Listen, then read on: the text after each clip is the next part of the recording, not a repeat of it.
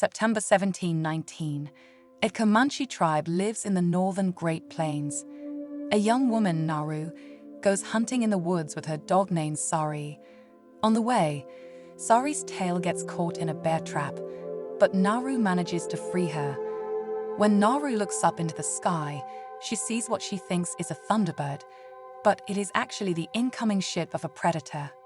Later, Naru joins her brother Taabe to prepare for their Kwatamia, the great hunt for their tribes, which is a rite of passage for hunters. While Naru wants to be considered a hunter alongside her brother, her mother Aruka rejects her ambitions. Not far from the village, the predator appears, disguises itself, and brutally skins a snake. Taabe leads a hunting party to search for another tribal member, Puvi, who may have been captured by a mountain lion. Naru joins them, despite the protests of everyone except Taabe, knowing she can tend to Puvi's wounds. The group finds Puvi wounded but alive, and Naru administers medicine. Naru suspects that something bigger than a mountain lion is out there if they found Puvi alive, because the lion would not have left him like that if he had not been scared away.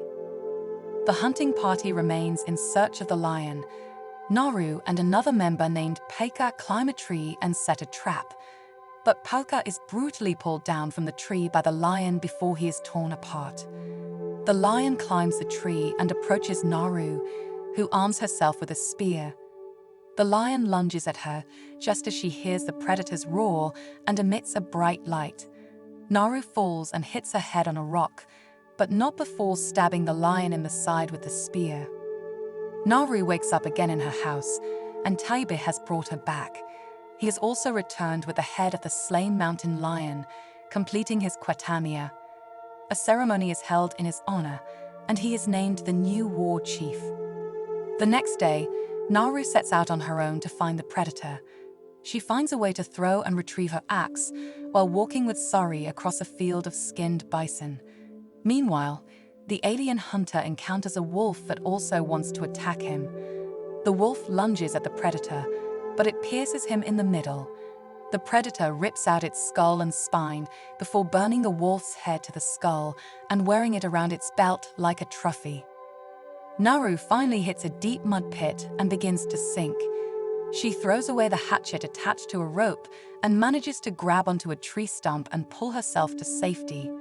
She finds Sari and comes across a bear. The animal chases Naru, but she manages to hide. Before the bear can find her, it is discovered by the predator. The bear fights back and almost overpowers the hunter, but the predator finally hits it hard enough to kill it before picking up the bear and covering itself with its blood so that Naru can clearly see the predator. Naru flees and escapes by going down the current of the river. Naru encounters members of her tribe in another group who have been hired by Taabe to find Naru and bring her home. Naru fights with one of the men, Wassup, and nearly overpowers him until another member helps her knock him down. The men tie her up and prepare to attack until the predator gets the upper hand with his sniper bullets and takes out one of the men. Naru is able to break free while the men are massacred. Naru manages to escape, but gets her foot stuck in a trap. She is then knocked unconscious by French fur trappers. Naru is taken as a prisoner and treated cruelly by the trappers. A man, Raphael, approaches Naru in English and asks her about the predator. She realizes that they are the men who skinned the bison. The lead fur trapper takes Taabe out and cuts across his chest to his belly. Naru and Taabe are tied to a tree to serve as bait for the predator. The trappers set up lookouts to stalk the predator, but they are discovered first as the predator slaughters the first group. Another group manages to catch the predator's foot in a bear trap, but even as it is cornered, the hunter uses its advanced traps and equipment to kill the trappers and break free. Naru tells Taabe that the predator did not see her as a threat, so she uses her cleverness and manages to free her. Naru returns to the trappers' camp and kills the remaining men before freeing Sari. She is found by a wounded Raphael, who offers to show Naru how to use his weapon in exchange for her giving him medical aid. Naru gives him herbs and treats his wound, since his foot was severed by the predator's trap.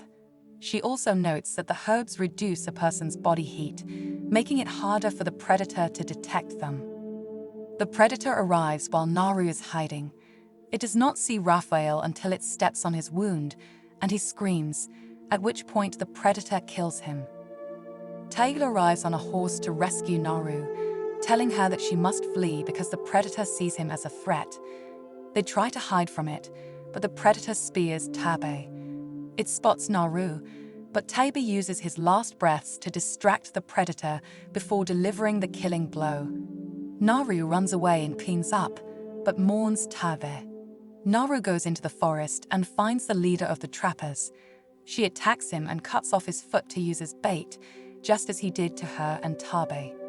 She waits for the hunter to arrive and hides her heat signature with the herbs. The predator kills the trapper, but Naru uses Raphael's gun to shoot the predator in the head. She takes his helmet and runs into the forest. Naru catches the predator in the mud pit it fell into, then impales it with his own helmet so that it is impaled by his arrows. Naru returns to the village with Sari, bringing the predator's head with her. She warns her tribe about the white men and other threats, which means they must find a new home. The tribe celebrates Naru's victory and their survival. The credits show cave drawings of the events in the film and end with what looks like more predator ships coming toward Naru's village. That's it, guys. Thanks for watching, and don't forget to subscribe and like my channel. And please share my explainer video as well.